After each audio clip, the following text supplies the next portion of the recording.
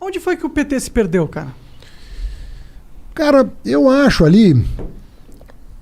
Foi uma conjunção de fatores, né? Eu acho que o Brasil se perdeu. Eu responderia a pergunta assim, onde é que o Brasil se perdeu? O que aconteceu? Teve alguns erros de política econômica durante o primeiro mandato da Dilma? Teve. Eu já escrevi sobre isso, já comprei briga com petista. Ah, sério? Rola umas brigas assim? Eu falei, pô, você tem que... Isso não é uma crítica destrutiva, é o seguinte, ó, tais decisões foram erradas. Qual é o problema de eu dizer que um governo do PT... É que você não pode criticar, né, o PT. Não, você tem que fazer balanço das coisas. Agora, cometeu alguns erros de política econômica? Sim. Sim. Mas depois que ela foi reeleita e que ela foi tentar corrigir, começou uma sabotagem do Eduardo Cunha com o Aécio Neves. Começou uma sabotagem. Ao invés de tomar as medidas para corrigir, tomaram medidas para agravar. A chamada pauta bomba. Era assim que a imprensa chamava. Sim, eu lembro. Pauta bomba. Mas por que eles tinham apoio do Congresso? Pra pautar e passar essas paradas? Então, aí tem várias teses, né? A que me parece a mais razoável é o seguinte: se deixassem ela corrigir os erros que ela cometeu, que não eram uma enormidade, sabe? Na minha opinião. Tá ok. Tá? Cometeu erros, esses erros trouxeram problemas, mas eram corrigíveis.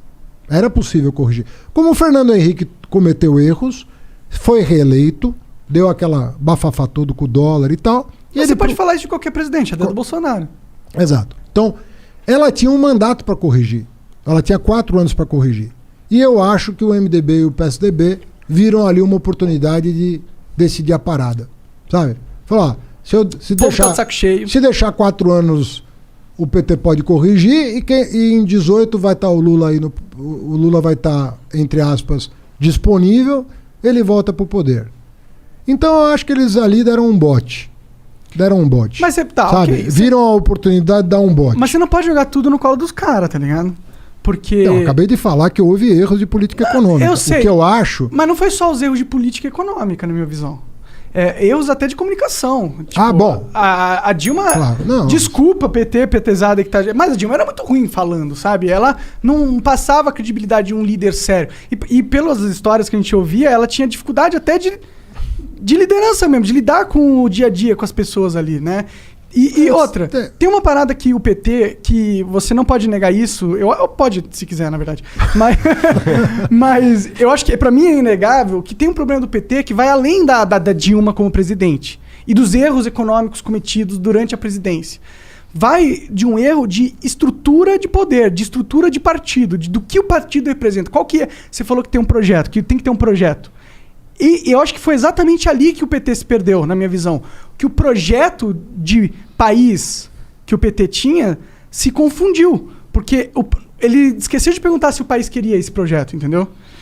Cara, eu acho que queria. Porque o Lula saiu de lá com 87% de aprovação pelo Ibope e 83% pelo Datafolha. E quando os caras falam da situação macroeconômica daquela época, que o Brasil estava exportando um absurdo, era dinheiro. Cara, o Brasil foi considerado o país mais bem-sucedido no enfrentamento da crise financeira de 2008.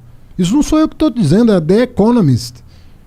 O Lula foi aplaudido em 2010, quando deixou a presidência, como um cara que enfrentou a crise de 2008 da maneira mais assombrosa possível. Desculpa ser chatão, mas aqueles caras... Tem um argumento que o que o Lula fez foi o seguinte: ele aumentou, expandiu o crédito absurdamente. Sim. Então ele fez com que a disponibilidade... Não foi absurdamente, expandiu o crédito, mas não, absurdamente. Bom, o argumento que usa é que é absurdamente, porque é nocivo, a ponto que você cria um endividamento muito grande da população. O Brasil e depois ele não consegue pagar. É dos países que menos utiliza o crédito como alavanca, até porque os bancos são tão concentrados que a taxa de juro aqui pro tomador é um absurdo. Mas mesmo agora que a taxa de juro do governo tá baixa, vai num banco pedir empréstimo para você ver quanto você vai pagar. Mas eu lembro da época do PT, do Lula, que era pessoas conseguindo empréstimo para carro, empréstimo para casa, empréstimo para móvel, muito mais fácil do que hoje em dia. Compara com qualquer país desenvolvido. E eu vejo essas pessoas hoje e elas estão passando mal financeiramente. Porque elas contraíram muita dívida e hoje não tem dinheiro para pagar. Compara com qualquer país desenvolvido. O que alavanca o capitalismo é crédito. É produção, na minha visão. Mas e o que alavanca a produção? Novas ideias, investimento. Ah, e sem crédito? Meu amigo, sem crédito não se vai até a esquina no capitalismo. Mas o crédito é o combustível. Antes, para você pôr Claro combustível, que é você o tem que ter uma combustível. máquina. A máquina é muito mais importante do que o combustível. Não adianta você pôr crédito numa máquina que bebe combustível pra caralho. O que você vai fazer? Você vai estar colocando crédito numa máquina furada que no futuro não vai dar lucro. Mas e primeiro, aí você está investindo numa vamos coisa separar. errada. Tem não é o dois- crédito que move a economia. Vamos falar de o dois tipos de empreendimento. crédito. Tem o crédito para o consumidor e tem o crédito para o produtor. São duas coisas completamente diferentes. Mas igualmente importantes. Igualmente importantes. Ou seja, se o cara se o cara, por exemplo, consegue organizar a vida dele e faz caber a prestação dentro da renda dele, pô, ele toca a vida com crédito. É ótimo para a economia, é isso? Mas não é isso que acontece com o brasileiro. Dada a nossa inteligência financeira, que é baixíssima. Cara, você não tinha um problema grave. Você veio a ter problema depois que a crise se instalou. 50% das famílias estão endividadas hoje. Agora, mas não estavam. Não estavam.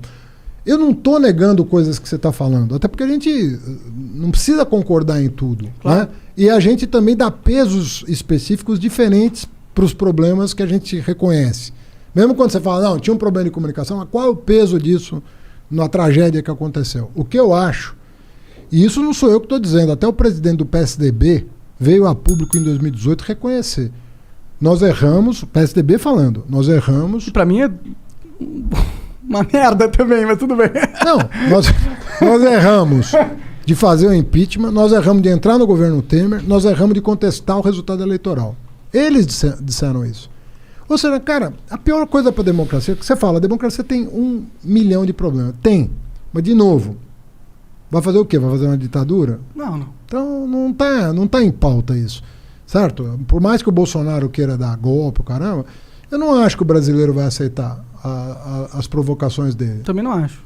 Tá certo? Nós vamos lutar pela liberdade. Pô, liberdade é um negócio muito importante, cara. O fato da gente poder estar aqui e você poder falar qualquer coisa, poder falar qualquer coisa, e o cara que tá ouvindo poder Pensar formar o qualquer juízo coisa e dele, falar pensar qualquer coisa.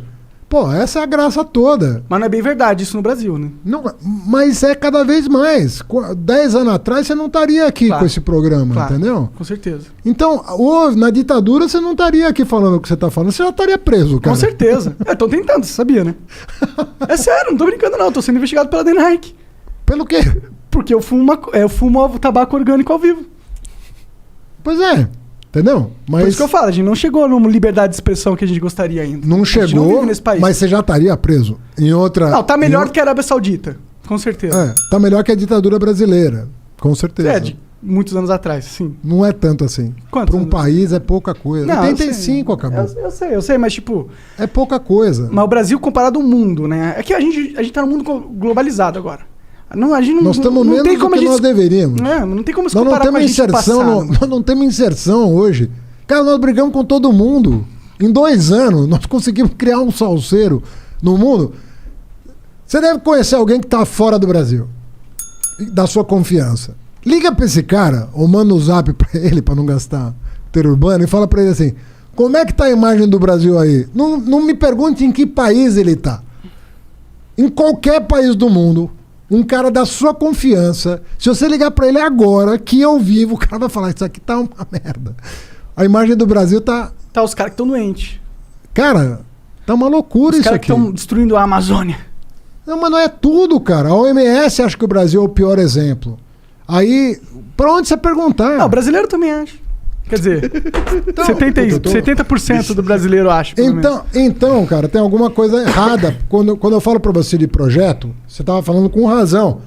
Todo governante busca estabilidade. Porra. Claro. Fazer o quê? Quem botou os deputados ali não foi ele. Elegeram, né? Aqueles caras. Todo mundo que tem ali tem voto. Então alguém pôs lá. Você tem que batalhar pela sua governabilidade. Pô, mas qual é o teu projeto? O que o Brasil vai ser ao final desses 4 anos? O que nós aprendemos? O que nós melhoramos como sociedade? O que nós nos aperfeiçoamos como seres humanos? O que a gente... Sabe? Porque até na dor se aprende. Não é verdade. Teve azar de pegar a pandemia. Teve cara que pegou a pandemia e dobrou a popularidade. aquela menina, falo menina no sentido positivo, Cássio, da Nova Zelândia lá, não. estava arriscada não se reeleger, cresceu com a crise.